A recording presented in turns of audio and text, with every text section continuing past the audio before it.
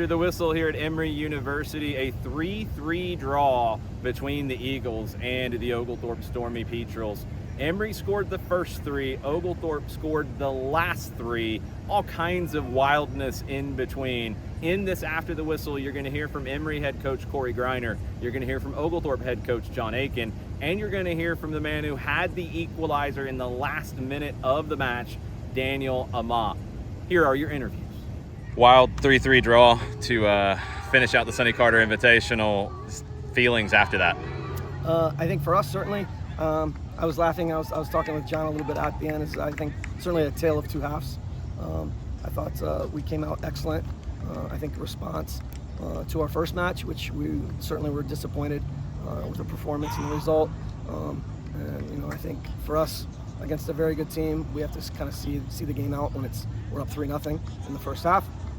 Obviously, we made some changes, and especially as the game kind of wore on, I think as good as maybe we were in the first half, I thought they were equally as good in the second half, and they were excellent, and they were threatening and dangerous. And obviously, the game comes down to individual moments, and even to the last whistle, the last 30 seconds. So for us, certainly, I think a positive step, but we also have to keep going.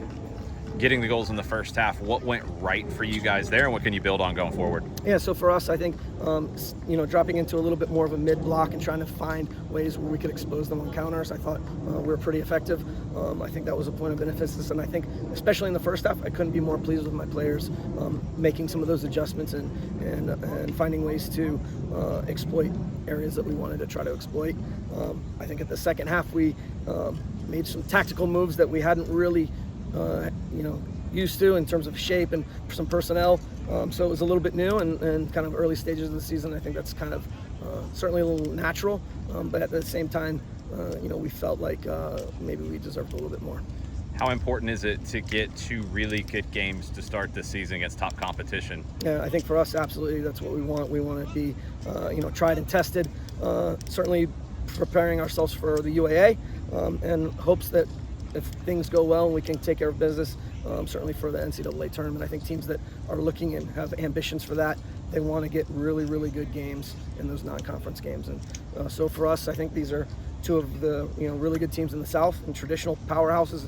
So for us to be able to match up was really important, and that I think it was a great, from a fan's perspective or a neutral's perspective, I think that was a great finale to the Sonny Carter. So just another normal, average, everyday game with them. It's what we do. I thought the 2-2 game last year was one of the best soccer games that we have been a part of in a long time, and I would say this is another classic. The oldest rivalry in the state of Georgia, been playing this game since 1961, I think without missing a year, and maybe one of the oldest in the southeastern United States. We're going to fact check that. But it lived up to the hype and really quality on both sides. We had some self-inflicted wounds early and showed a lot of character to come back away from home like that. I was going to ask, this is one of those stereotypic tale of two 45s out there. Yeah. Let's run through it a 45 at a time. Sure. First 45, let's run through your brain as you're seeing what's going on. We were a little sluggish. We played a full match yesterday in 98-degree heat. They had the day off, which was just the way the team, the format worked. Great cheers back there. And then what do we do? Goalkeeper AJ cleared a ball when he easily could have switched the point of attack, and then we were asleep, a little mentally fatigued from the day, and had our heads down. They put the ball in play quickly. Steven, our center back, dove in, and the guy drew a penalty. And even though there were 3 or 4 people around the ball, I didn't think he was going to go anywhere, but the guy earned a penalty. AJ's first year with us.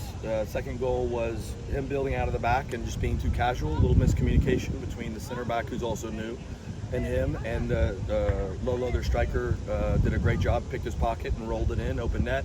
Then the third goal was a great individual effort. It might have been Grant McCarty from Washington Lee, a 5th-year kid, who did 3 fake shots.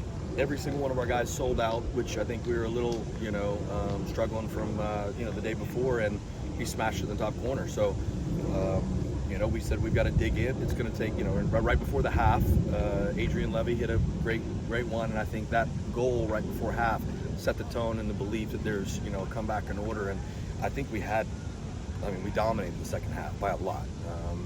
And a few things, I thought we had the penalty, didn't call that. I thought there were some other moments where we were going to pull it off without being that dramatic, and pull off the draw. Obviously, not the result, but it was a great response. You find out what kind of team you have when you're in really tough situations, and being 3-0 down to our crosstown rival is as bad as it gets. And we found a way to get a point, and a well-respected draw against a traditionally nationally ranked team.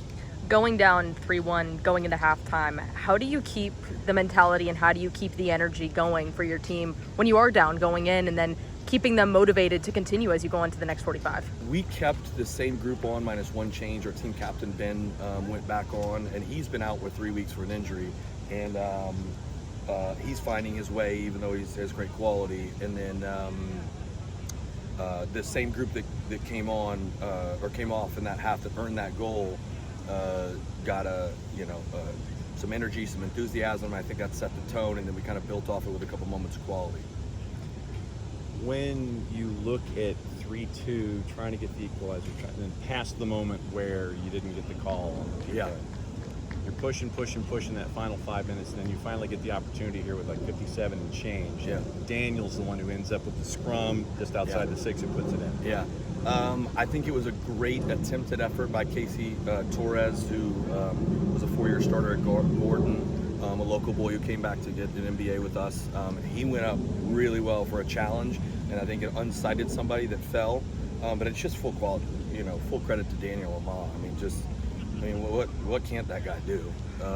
Running down people, exhausted from the game before, finding a way. He's actually an exceptional goal scorer, but so much of what we do starts from the back, and we have to have him there too.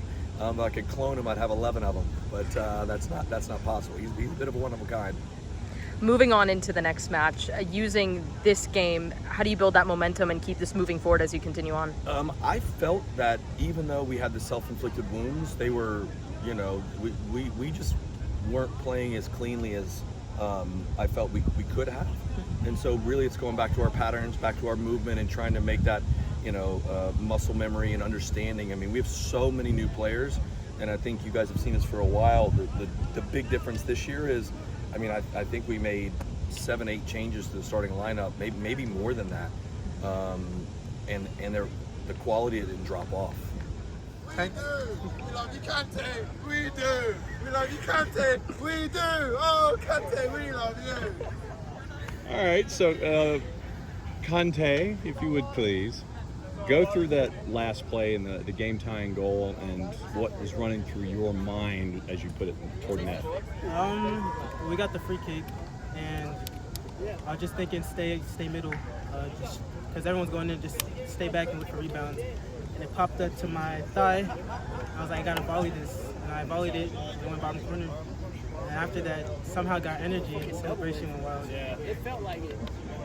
What was it like out there tonight? Because you're down big early, you get the one, you're down 2 at the break, you come back, you get the one to make it 3-2. You thought it was 3-3, then it was 3-3. What was it like out there? Yeah, we had mistakes in the first half, but we always got to build on those. And we built on our goals. We kept the ball. We kept playing well. We distributed.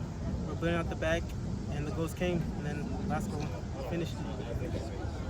A gutsy performance tonight. What does this game teach you guys, and what are the lessons learned going into the next couple matches? Oh, we know that we can't be slow out the back. We got to get the energy from the start, not from second half or the middle of the first half. We know how to play. Don't play other people's game, play our own game, and just keep doing what we do.